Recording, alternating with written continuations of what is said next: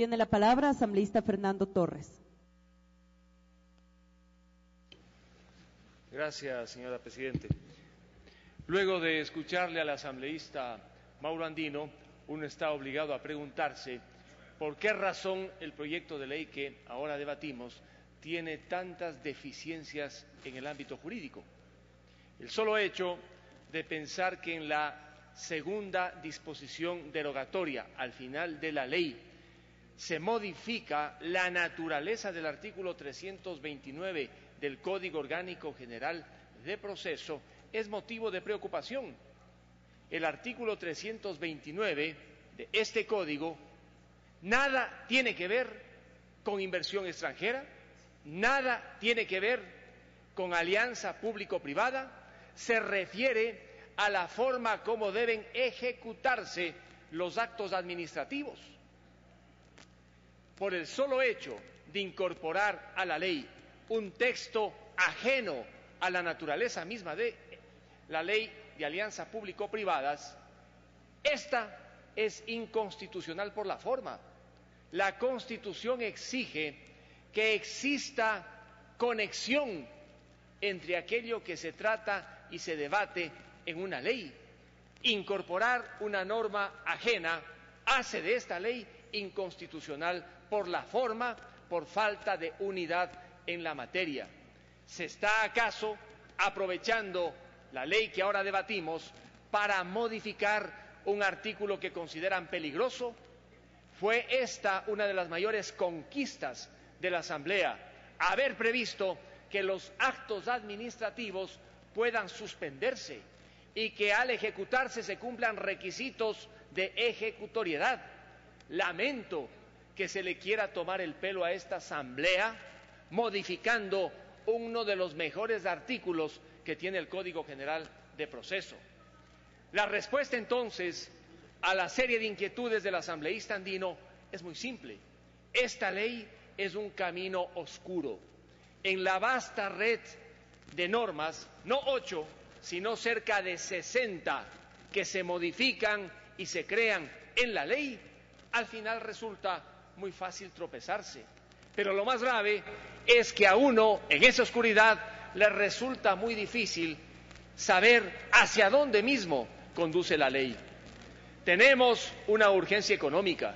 Esta está expresada en un problema, la iliquidez monetaria, que no es lo mismo que el número de especies monetarias. Iliquidez monetaria. Y esta se produce por desequilibrios entre importaciones y exportaciones, por desequilibrios entre créditos y deudas externas, por desequilibrios entre inversión extranjera y pago de regalías. Esta ley va de alguna manera a mejorar la liquidez monetaria en el país. Parecería que las reformas en el ámbito tributario tratan fundamentalmente de generar mayores incentivos para invertir en el Ecuador. Se modifica, por ejemplo, el artículo 159 de la Ley de Equidad Tributaria para que menos contribuyentes paguen el impuesto a la salida de capitales. Es correcta la medida, pero insuficiente. Debería extenderse para que más contribuyentes dejen de pagar el impuesto a la salida de capitales. También se reforma el artículo 39 de la Ley de Régimen Tributario Interno para aumentar las exenciones en el impago del impuesto a la renta. Igualmente, está bien, pero en el caso de las transferencias de acciones y participaciones, resulta que esta modificación al artículo 39 se la hace a un año de haber modificado la ley. Recuerden ustedes cuando advertimos que esa reforma era inconveniente, que paguen el impuesto a la renta en las transacciones y transferencias de acciones o participaciones iba a generar problemas. Y de hecho se han producido tantos problemas que en esta reforma se dice que solamente cuando el monto transferido sea superior al 20% del valor de las acciones y participaciones se pagará el tributo. ¿Por qué en lugar de 20 no establecieron 30, 40, 50 o 60%? Es indudablemente una interrogante.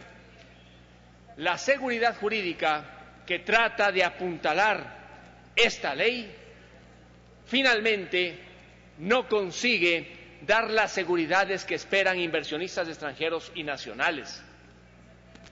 El artículo 6 regula indebidamente el arbitraje internacional. Existen dos artículos en la Constitución, el 422 y el 190, que se refieren al arbitraje. Hay una confusión cuando se dice que la Constitución prohíbe que se pueda pactar en un contrato un arbitraje fuera de las instancias latinoamericanas. Cuidado, se lee mal el artículo 422. Lo que prohíbe es que en un tratado se pacten instancias ajenas a la jurisdicción latinoamericana, pero en los contratos sí se pueden pactar.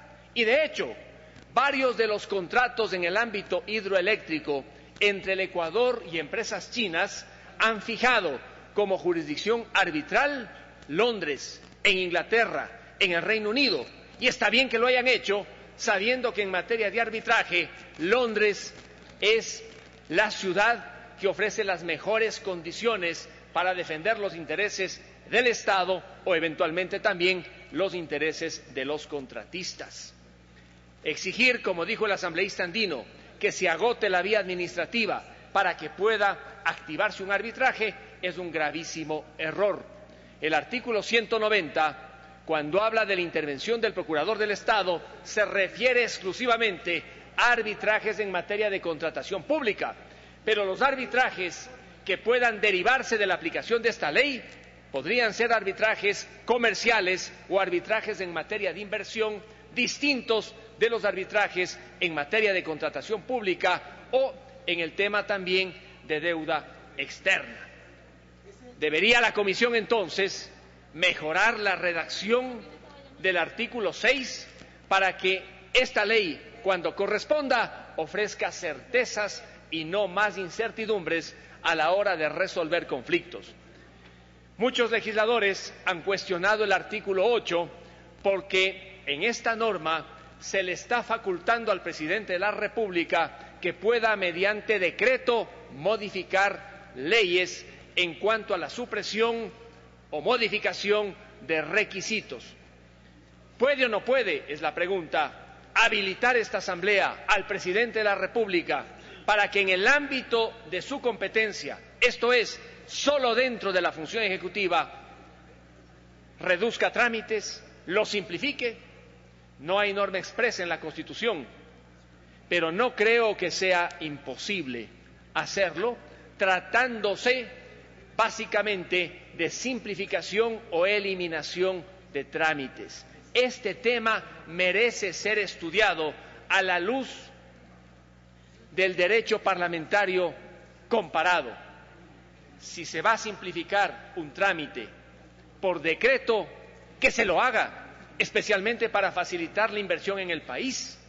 Lo que no se podría es permitir que mediante decreto, con el nombre de modificación de trámites, se establezcan otros que le hagan la vida difícil al ciudadano. Este es tema de debate. Este tema no está sellado básicamente con la pirámide de Kelsen.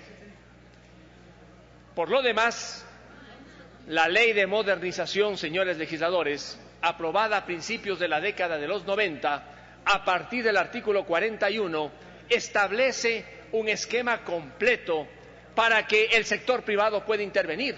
Esa ley estuvo en vigencia el año 2007, está en vigencia ahora, y gran parte de lo que se dice en la actual ley que estamos debatiendo se encuentra consagrada en la ley de modernización.